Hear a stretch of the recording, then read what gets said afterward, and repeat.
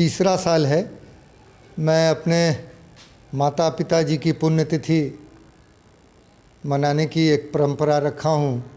दरअसल 8 नवंबर के दिन मेरी माता जी का देहावसान हुआ था और पिताजी 2004 में 16 सितंबर को हुए थे। लेकिन इन दोनों का जो है स्मृति दिवस हम एक ही दिन ज्वाइंट करके 8 ही नवंबर को, चूँकि माता जी का, तो आज के दिन वही 8 नवंबर है और आज इस परिपाटी को हम बढ़ा रहे हैं। आप लोग आए हैं, मेरा सौभाग्य का विषय है। और इस अवसर पर हम 3 चरण में ये कार्यक्रम करते हैं। पहला तो है कि पुष्पांजलि का कार्यक्रम करते हैं और उसके बाद व्यक्तित्व कृतित्व पर थोड़ा सा प्रकाश डालते हैं और जो हमारे बीच में है वो भी। और उसके बाद आज का विषय है कि बुजुर्ग हमारे वट वृक्ष। तो इस विषय पर चूँकि आप विज्ञ जन हैं, आप लोग के विचार और कि बुजुर्गों के प्रति जो सम्मान की भावना है किस तरह से रखनी चाहिए हर युवा को, तो इसकी महत्ता पे प्रकाश डालना है। तो आज के दिवस पर इस कार्यक्रम का हम आरंभ करना चाहते हैं। तो हम चाहेंगे कि सबसे पहले पुष्पांजलि का कार्यक्रम है, तो बारी बारी से सब लोग आके पुष्पांजलि कर लें। आइए भैया, 1 मिनट पुष्पांजलि रोको।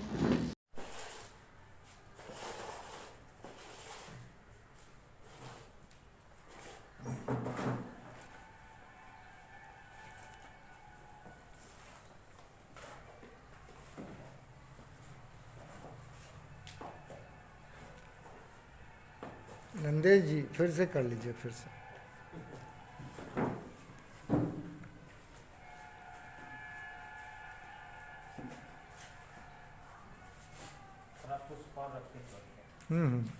पुष्प निकाल, हाँ एगो निकालिए ना तो।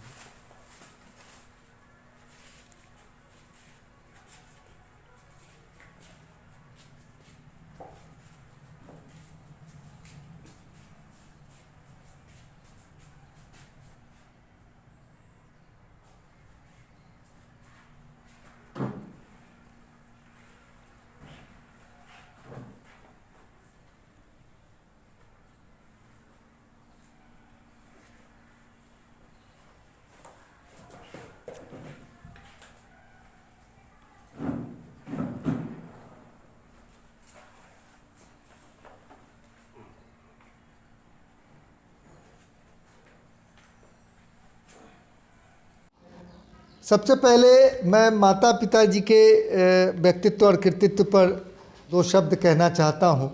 चूँकि उनकी संतान हूँ, बहुत सारे संस्मरण हैं। और मैं आपको बता दूं कि मेरे पिताजी, आप शायद जानते होंगे, जानते ही हैं कि शिक्षा विभाग में डी ऑफिस से बराऊ के रूप में बहुत दिनों तक सेवा दी और अवकाश प्राप्त हुए सन 1988 में, और 16 सितंबर 2004 को देहावसान हुआ उनका। और बहुत ही सादगीपूर्ण उन्होंने जीवन बिताया। क्रीचदार धोती और कुर्ता उजला और जूता और हाथ में एक झोला। मैं पैसा मांगता था कि पापा 100 रुपये की ज़रूरत है दीजिए, तो बोलते थे कि मैं कमाता हूँ जो तुमको दूंगा, मैं रिटायर आदमी हूँ। तो 1 घंटा हमको पूरा बोलते थे, तब 20 रुपया वो निकाल के देते थे। और उसके बाद एक बार की घटना मैं बताता हूँ कि मैं जिला प्रशासन के द्वारा अनाउंसमेंट करने के लिए गया था, नगर भवन है वहाँ पे। तो डीपीआरओ थे उस समय राकेश कुमार जी, तो उन्होंने कहा कि आप ही अनाउंसमेंट करेंगे। तो मैं 3 बार किया और उसके बाद से तो मैं पिताजी को कहा कि आप भी चलिए। तो पिताजी बोले कि ठीक है चलते हैं। तो सुनिए कितने निर्दोषपन उनके मन में जो भावना थी। मैंने कहा कि पापा आगे बैठिए। जानते हैं किशोर सर, आगे बैठने के लिए मैंने उनको कहा कि बैठिए, तो उन्होंने कहा कि ना आगे नहीं बैठेंगे, हम पीछे बैठेंगे, आगे साहब लोग बैठेंगे ना, सब पदाधिकारी। हम कहे कि आप पत्रकार के पिता हैं, कौन आपको हटाएगा, आप बैठिए तो सही। तो बोले कि नहीं, हम पीछे जाके बैठे। और जब मैं अनाउंसमेंट करने के लिए ऊपर चढ़ा, वो सीधे पीछे चले गए और बैठ गए। एक बार और प्रसंग सुनाता हूँ कि महोबिया जी का कभी होता था, हाँ, वीरेंद्र सिंह महोबिया, तो डीओ ऑफिस कार्यालय में आप ही के मकान में था। तो उनके सामने वो महोबिया जी आए और बोले कि मेरा 5 बच्चा पास कर जाना चाहिए, कौन देखते हैं फाइल, स्कॉलरशिप मेरे फादर देखते थे। तो बोले कि 5 मिनट के बाद तो वो चश्मा उठाते थे ऐसे, सर ऐसे उठाते थे जल्दी। तो बोले कि बच्चा आपका परीक्षा देगा तभी ना पास करेगा। तो देखे, और लक्ष्मी चंद्रा उस समय डीओ साहिबा थी।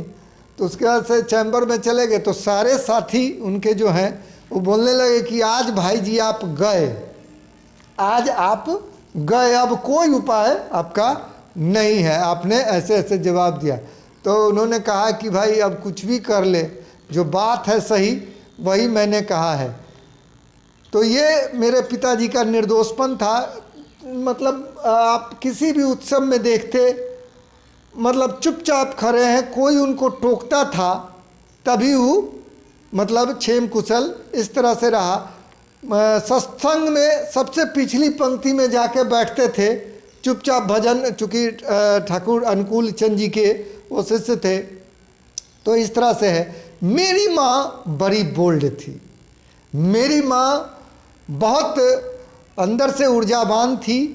और चूँकि ऐसा परिवार था, मेरा ननिहाल विद्या और लक्ष्मी की आज भी कमी नहीं है, बहुत लोग संपन्न हैं। खैर, तो उस लिहाज से, और पढ़ी लिखी थी, 2 नौकरी उन्होंने रिजाइन किया।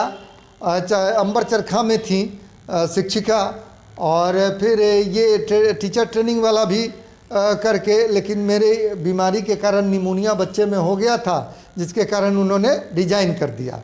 तो इस तरह से मेरी माता जी थी। और बहुत सारी घटनाएं मेरे यहाँ, बहुत सारी कई बार चोरी हुई, बहुत सारा मतलब कहते हैं ना कि कभी कभी होता है, कुछ कुछ बातें होती हैं।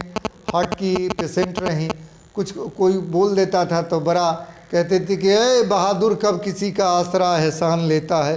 बड़ा मतलब वो लोकोक्ति और मुहावरे बहुत जानती थी और बहुत बोला करती थी। और हिम्मत न हार, प्रभु को पुकार, वही तेरी नैया लगावेगा पार, ऐप और एक बड़ा ऐप, इस तरह से उनका ये था। हमारी उनसे तेल के लिए थोड़ी बहुत जीच होती थी कि हार्ट की बीमारी थी और उनको तेल खाने के लिए डॉक्टर मना करता था, बाद बाकी बहुत आदरणीय रही। तो इस तरह से उनका जीवन रहा। और दानशीलता की प्रवृत्ति बहुत थी, दानशीलता की प्रवृत्ति बहुत थी। यद्यपि मेरे पिता चूँकि ईमानदारी की कमाई थी, तथापि उनके मन में जो भी उनका रहा, समाज में जिस भी घर में चाहे जो भी रहा, आत्मीयता का भाव, कहाँ किसके यहाँ कहाँ कैसे जाना है, कोऑर्डिनेशन की भावना, एक बात उनके मन में रही। तो इस तरह से हमारे माता पिता रहे। और पिताजी के गुजरने के बाद लेकिन माताजी बहुत बोल्ड रहीं, साहस देती रहीं। और उनकी इच्छा थी कि मैं प्रोफेसर बनूं, लेकिन अब अभी तक सौभाग्य से नहीं हो पाया है। फिर इस बार वैकेंसी आई है। खैर, और एक और लालसा उनकी मन में थी कि पोता हमको हो, तो सौभाग्य से एक पुत्र जन्म लिया है आप लोग के आशीर्वाद से, शुभकामना से। तो खैर, तो इस तरह से रहा। अब हम इस विषय पर चाहेंगे कि हमारे निकट पड़ोसी और उप समाहर्ता के पद से अवकाश प्राप्त जैसा राम सिंहासन कुंवर, और मैं इनसे चाहूँगा कि 2 शब्द हमारे पिता माता जी के बारे में रखें। सर्वप्रथम भूपेंद्र बाबू और उनकी पत्नी को मैं श्रद्धांजलि अर्पित करता हूँ। भूपेंद्र बाबू बड़े सरल हृदय के व्यक्ति थे। मुस्कुराहट में ही सारी बात कह जाते थे।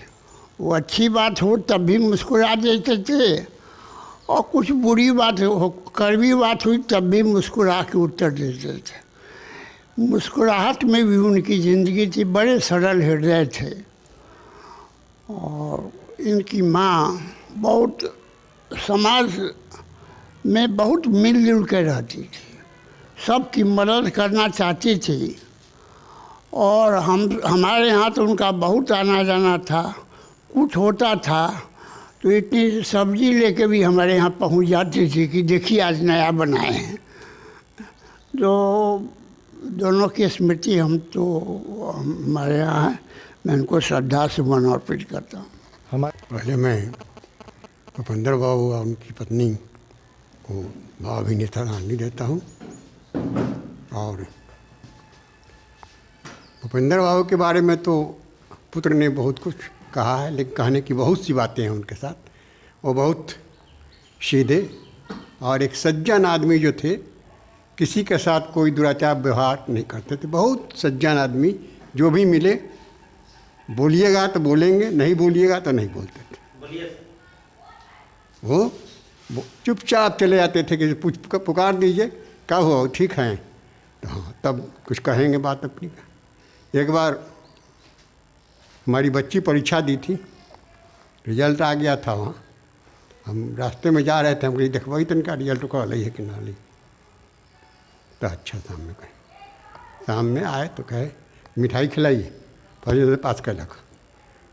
तो मैंने बहुत, हमारे तो बने इतने प्रिय थे कि जब कोई मिलते थे तो 10 मिनट ज़्यादा बात जाते नहीं थे। यही बात, कैसन बाटा, कहाँ बाटा, कैसे बाटा।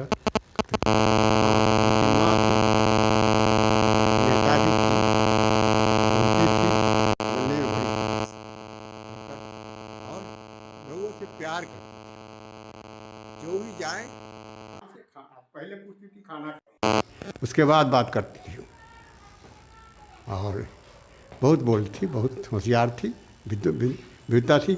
और उनके मैथिली और हिंदी दोनों भाषा में बात करती थी। वो हर भाषा में अपना विचार रखती थी। मैं उन्हें भी श्रद्धांजलि देता हूँ। जय हिंद। आदरणीय अध्यक्ष जी, यहाँ उपस्थित सभी महानुभावों, आज इस स्मृति दिवस के अवसर पर दो शब्द मिलने का, कहने का अवसर मिल रहा है। जैसा कि अभी आप सभी ने सुना, स्वर्गीय भूपेंद्र प्रसाद जी, स्वर्गीय उषा वर्मा जी के मकान के सटे हुए हमारा निवास हुआ। तो बार बार मौका मिलता था उनके परिवार के सभी लोगों के साथ मिलना जुलना और दुख सुख के क्रम में एक दूसरे के प्रति जानकारी रखना। स्वर्गीय भूपेंद्र प्रसाद जी में कभी आज तक हमने क्रोध शब्द देखा नहीं। कैसे परिवार में गुस्सा हो जाता है, पति पत्नी बाल बच्चा लिए नोक झोंक हो जाता है, कभी भी उनके चेहरे पर क्रोध शब्द की झलक दिखाई नहीं पड़ी।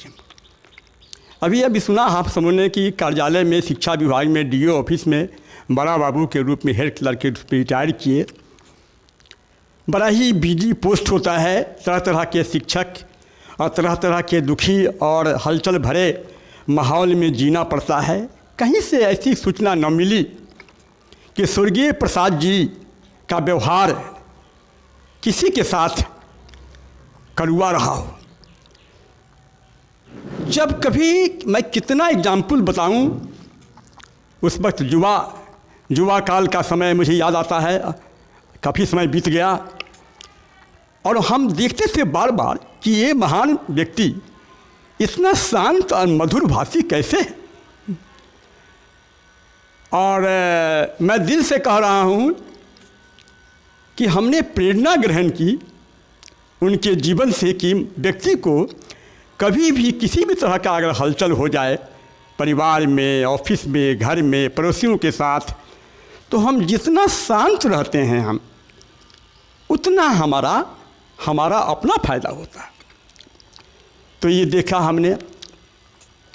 स्वर्गीय उषा वर्मा जी, वो तो गृहिणी, हाउसवाइफ के रूप में अपना कार्यभार संभालती ही थी, लेकिन एक अच्छा सामाजिक कार्यकर्ता के रूप में भी हमको देखने का उनको मौका मिला। अपने घर में कोई बीमार भी है, उनके घर में बीमार है, बच्चा बीमार है, परिवार के लोग के साथ कुछ परेशानी भी है, उन सबको पता नहीं कैसे झेल करके पड़ोसी के पास चली जाती थी हूँ, और पड़ोसी के पास जा कर के उनके सुख दुख में वो हाथ बटाती थी। उनके चेहरे पर कभी भी हमने तनाव और गुस्सा उनको भी नहीं देखा हमने। तो इस तरह का एक दिव्य गुण, जो एक अनुकरणीय गुण है माता पिता का, उसे हम सभी याद करते हैं और हम दिल से उस दोनों पुण्यात्मा के प्रति श्रद्धांजलि अर्पित करता हूँ, अपनी शुभभावना अर्पित करता हूँ, पुष्पांजलि अर्पित करता हूँ और परमात्मा से उनके लिए मैं निवेदन करता हूँ। हम एक बात और कहना चाहूँगा कि माता पिता की सेवा करना ये हम सभी बचपन से सुनते आए हैं, किताबों में पढ़ते आए हैं, और ये कोई बहुत बड़ी बात नहीं है, परंतु व्यवहार में क्या स्थिति है ये अभी के अखबार में और मिलने जुलने से आज दिखता है। हम अपने प्रिय डॉक्टर संजय विजेश्वर जी को मैं दिल से धन्यवाद देता हूँ कि उन्होंने ये सिद्धांत को नहीं, प्रैक्टिकल में, व्यवहार में अपने माता पिता के गुणों को अनुकरण करना, धारण करना, लोगों में शेयर करना, ये इनके अंदर में उमंग, उत्साह है, कुछ करने की तमन्ना है।